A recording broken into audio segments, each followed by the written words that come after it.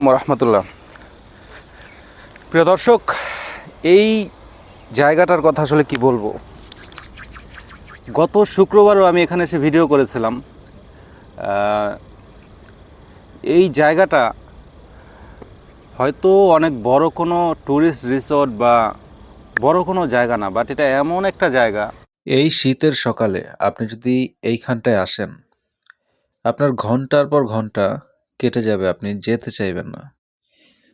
যদিও এটা কোনো পার্ক বা বড় কোনো রিসোর্ট নয়, বাট এটা হচ্ছে একদম অথেন্টিক আর নিজে থেকে হওয়া প্রাকৃতিক সুন্দর একটা জায়গা। যেমনটা আমরা ছোটবেলা এই শীতের সকালে নিজের গ্রামের বিভিন্ন প্রাকৃতিক জায়গাগুলোকে চষে বের হয়েছি, এটি এমনই একটা জায়গা। আর আমার বিশ্বাস আপনি যদি এখানে ঘুরতে আসেন, সেই ফিলটা আপনি অবশ্যই পাবেন। তবে ছোটবেলার তুলনায় এখানে অনেক কিছু অ্যাড হয়েছে। এই যেমন ধরুন আমার পাশের এই উঁচু ব্রিজটা। আপনারা সকলেই কমবেশি এই ব্রিজ সম্পর্কে জানেন, যেটি কিনা একটি রেল লাইন তৈরি হয়েছে একদম পদ্মা সেতুর সাথে সংক্লিপ্ত। প্রিয় দর্শক, আসলে সবকিছু হয়তো ক্যামেরার ওই পাশ থেকে বোঝা যায় না। বাট শীতের এই সকালে আপনি যখন এখানে আসবেন, সত্যিই আপনার এই জায়গাটা অনেক ভালো লাগবে। আমি গ্যারান্টিড। প্রিয় দর্শক, চলেন আরো বেশ কিছু জায়গা আছে আপনাদেরকে দেখানোর চেষ্টা করি।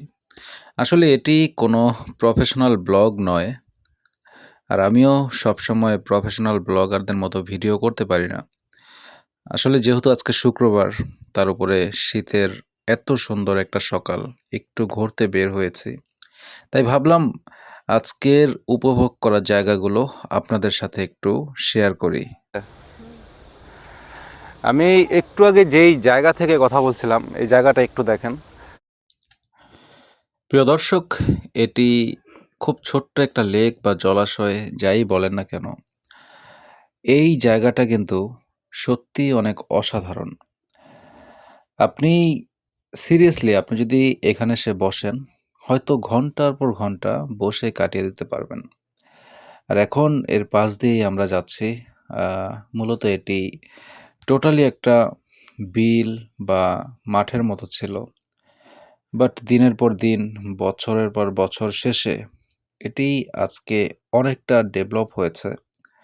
আজকে এখানে বহু মানুষের বসবাসের স্থান হয়ে গেছে আশেপাশে। এখন আর এটি আগের মতো পুরোটা বন বা বিল নেই।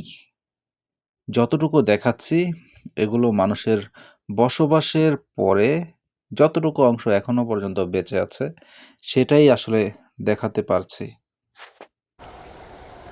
প্রিয় দর্শক, আমার চারপাশে যেই গাছগুলো দেখতে পাচ্ছেন, একটু সামনে আসো। এইখানে মূলত যে থাকে কোনো কিছু করা হয় না, ওই ধরনের জায়গায় এই ধরনের গাছ আমি দেখেছি এমনিতেই হয়ে যায়। বাট এগুলো কী গাছ আমি জানি না।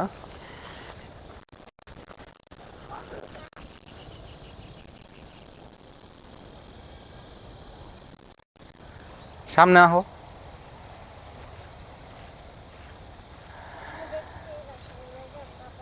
আচ্ছা, আমি তো জানি না এগুলো কী গাছ, আপনারা একটু দেখেন তো এই গাছগুলো কি আসলে কোনো কাজে আসে, একটু দেখাও,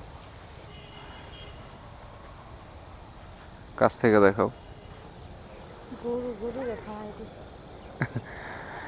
আমার মনে হয় আমাদের দেশে যেসব গৃহপালিত পশু আছে, অর্থাৎ গরু, ছাগল, এগুলোর খাবার হিসেবেও কাজে লাগতে পারে।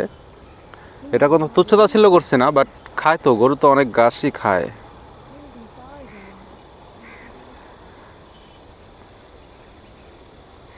দর্শক, এই দৃশ্যটা আপনাদের অবশ্যই পছন্দ হবে। সবুজ গাছ, তার সাথে ব্রিজের এই দৃশ্যটা সত্যি অসাধারণ। জান্নাত, সুন্দর না? আর এই যে দেখেন, পাশেই কিন্তু একটা বাড়ি। আপনি একটু চোখ বন্ধ করে চিন্তা করেন, এরকম একটা পরিবেশে আপনার ছোট্ট একটা টিনের ঘর কেমন হতে পারে।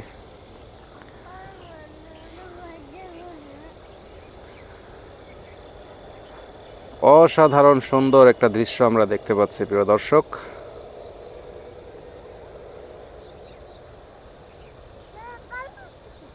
আর আমি বুঝলাম না, ট্রেনের হর্নের শব্দ আমরা কিছুক্ষণ আগেও শুনতে পেয়েছি, কিন্তু ট্রেনের তো কোনো খবর নাই। অনেক দূরে ট্রেন। হয়তো অনেক দূরে আছে, যার জন্য এত সময় লেগে যাচ্ছে।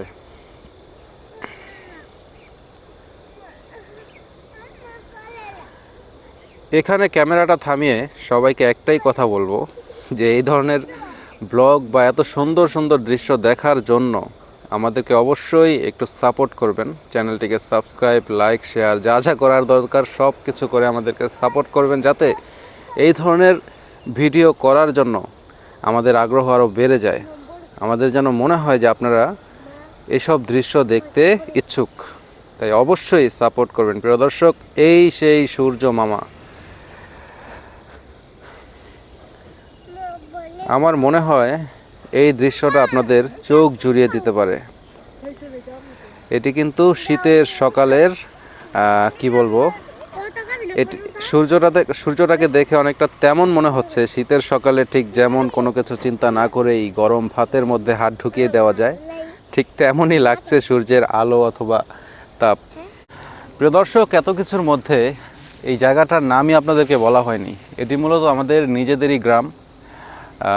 এই গ্রামের নাম হচ্ছে কাজিরগাঁও। মূলত এখন যে জায়গায় আছি, এই পাশে কাজিরগাঁও আর এই পাশে হচ্ছে ব্রাহ্মণগাঁও। দুইটা গ্রামের মাঝামাঝি একটা জায়গায় আমরা দাঁড়িয়ে আছি।